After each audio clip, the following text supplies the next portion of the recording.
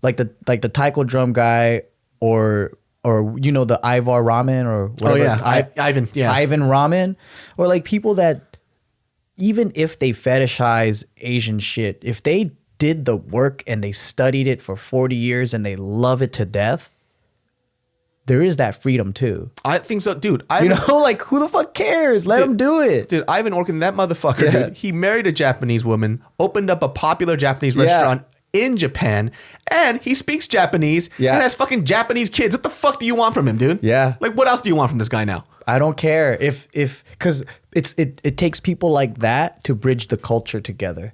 Yeah. You know? And it's so funny too, because I remember watching his stuff on Netflix, and in the docuseries, like his final statement was, he goes, a lot of people are telling me that, I hear some stuff where they might say like, this isn't authentic ramen. He goes, well, why don't you open up a fucking restaurant in Japan? He goes, and you come talk to me. Yeah. I'm like, oh, that's gangsta. It's true though. Yeah. It's like, well, how are you an authority about a food that you've never made, created, apprenticed under, or anything? But I've done the work and I'm creating this dish out of respect. And then now you're telling me just because you're Asian that you know what a bowl of ramen is because of the color of your skin. Yep. Like, that doesn't make sense to me. Yeah, I know. I see this dude, he did the work, he did the apprenticeship. It's racist to think that someone that isn't of that culture can make it good. Oh, yeah, 100%. Even when that whole pho thing happened, right? The guy who did the whole pho. That was so funny. People were so mad. And then, I got a little bit of flack because I defended the guy. Because let's say that dude wasn't white, right? And he was a Vietnamese guy. Everybody would have been like, yeah, that's how you really eat Vietnamese food. That's how you're supposed to do it, son. But all they saw was the color of his skin. And they go, he can't say that shit. Mm-hmm. I'm like, but it's not like he was off. Like, even when I eat a bowl of pho, I don't put like a bunch of fucking hoisin and sriracha in that shit first. I taste that shit first. Yeah, I taste the broth first. That's how I was told to do it anyways. Yeah. So it's like, I relate to guys. Oh, I fuck with this guy. Like, he knows what's up. I think what people don't want is people don't know anything about Vietnamese people already, right? So they don't want the white guy to speak for them. Yeah. Because there's plenty of Vietnamese Americans. I get that. But people also have to understand that it takes these brave white people to first care about it, to talk to their other white people. Yeah. And then the more people get into it, they'll get into the true shit. Yeah. Like, that's what happened to sushi. Oh, yeah. Everybody in the 80s was like, ooh, sushi, raw fish, gross. Yeah. Now it's like the most fucking expensive thing. Now it's like high society food.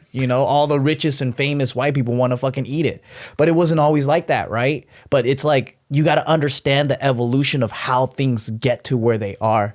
You can't be like, no. Like, it has to be us all the time. There's just also this kind of like this level of fucking snobbery with food sometimes too, like, because we eat at a lot of like dope restaurants, specifically because we live in LA. Yeah. But that doesn't mean I'm not gonna have a McDonald's soft serve. I know, right? Like people talk about food that they've eaten their whole lives, like it's trash now because now they're elevated in their food. Like, yo, chill, like calm the fuck down. Like, I'll make like fucking edgelord underground motherfuckers. Yeah. I'll cook like a dope meal, right? But then I guarantee you, when you guys eat the food that I make, I'm eating a bowl of kimchi and rice. Me too.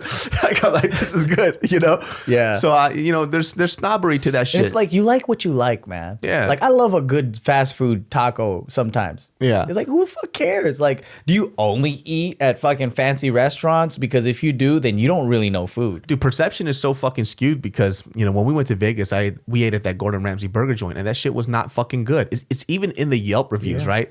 But all they saw in that video was me making fun of this burger. And it's a comedian's channel too, by the way. And I didn't like the burger. And they're like, oh, what the fuck do you know about food? Did you fucking eat the burger, bitch? Did you fucking eat the burger? Like, if you didn't eat the burger, then you don't have a say in this shit. I'm just telling you what I feel about it. You know what I mean? I don't believe in Michelin star ratings anymore. I ate at 3 restaurants with over 2-star. One was an actual 3-star Michelin rating. All of them sucked dick. I was like, you went to that. I went to one in France. No, I went to 2 in France. The second one wasn't so bad. I went to Joel Rouchon in Vegas. It wasn't good. No. I paid almost $300. I swear to you, I try to stay optimistic because of how much I paid. I was like, the bread is awesome. The water's delicious. I got my main entree, which was salted beef cheeks. At the end of all this shit, I was like just lying to myself because of how much I paid. So you're right. How much did you guys spend? Close to $300. Fuck. So I'm saying perception is true. Yeah. What the way that it all comes out. But when I look back, the more I started to hate what I was like thinking. Because I'm like, no, it didn't taste good. Why did I say that? It's because I paid a lot of money. Man, people, like, I don't know if people can even wrap their head around this. And I think, and what I mean by people, I'm talking about people who are food snobs. I feel like these food snobs can't even wrap their head around this. Like, I say, like, have you had sturgeon caviar before? They go, oh, fucking amazing. I'm like, really? Out of all the things that you've eaten, this fish. Now, I've had sturgeon caviar, right? Yeah. It's good. It's a salty fish ball. Yeah. You eat that and you're like, one of the best things I've ever eaten. Really, bro?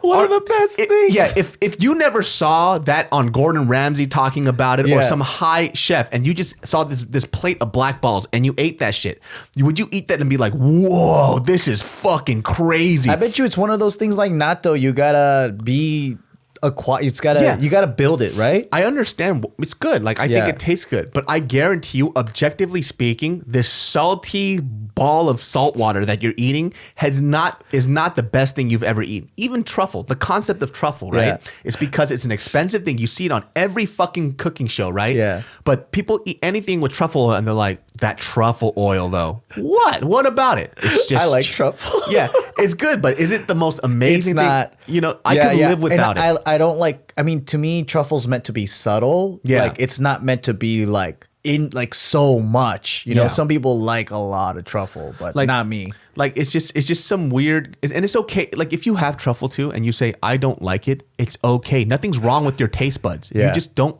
you don't fuck with it. That's Yeah. all that it is. That's very true. Yeah. Like, when I say, like, oh, you don't like this, you're trash, it's a joke. Like, I don't actually think that No. person's trash, but people take it too seriously now. Like, oh my God, you don't like fucking sushi? You don't like raw fish? You're fucking, your palate's not elevated. Or they just don't like it.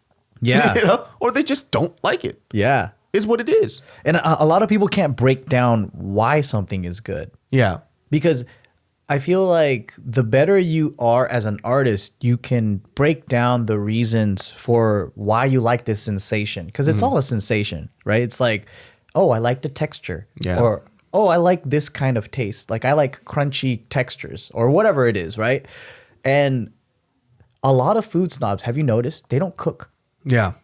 They don't fucking cook, dude. They just go around eating, fucking talking, but they don't know what the fuck they're talking about. To me, they remind me of those fake art snobs that walk around contemporary art museums and talk about the artist's motivation and this and that.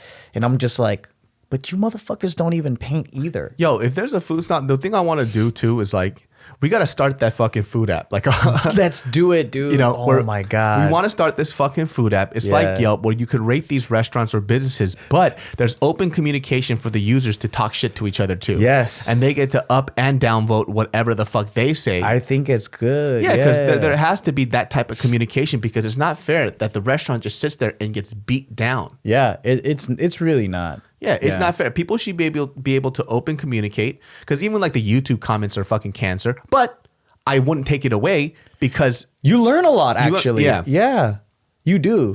there needs to be that open type of communication too. And I feel like too, Yeah. if you're, and I have this, I want to put this thing, like if you're using the app and you have over 1,000 reviews on it, you're just labeled as a loser.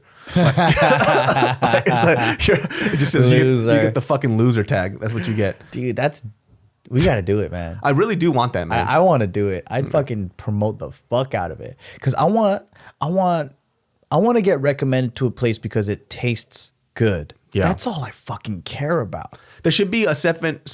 We're thinking about like having a separate review rating too. So it's not like this cumulative like 3 or 4 star score. No, it's like per thing. Ambiance, for or place. Food serving, like service. Food service. Like, do they talk to you, whatever? Because I don't give a fuck about food service. Yeah. So as long as they're not mean. Yeah. So it's about like you being able to judge a place for the rating that you care about the most. Yeah. So it's like, I care about this place because the fucking food is amazing. The service is trash, but I don't really give a fuck. I just want to eat that food. Yeah. And a lot of these restaurants do have that quality where service is not on point. Like specifically mom and pop stores. A lot of Chinese restaurants. Yeah. Because it's just service is different in their culture. Yeah. Which to me, I got used to because I grew up in a Chinese neighborhood. Yeah. So it's just different. Yeah, and people writing reviews too, they go, oh, I would give it like a 3.8 out of 3.5 maybe, but I gave it a 3 instead of this. Well, why don't we do it separately where it's you give them a 5 for the food, you give them the 3 for the service, and the whatever the 1 for the cleanliness because it's a Chinese restaurant. You know, and people could decide whether they want to go to it or not. That's what I think, anyways. Oh yeah, I love Chinese food, man. It's so good. See, I think they cut to the chase. They're like, does it taste good?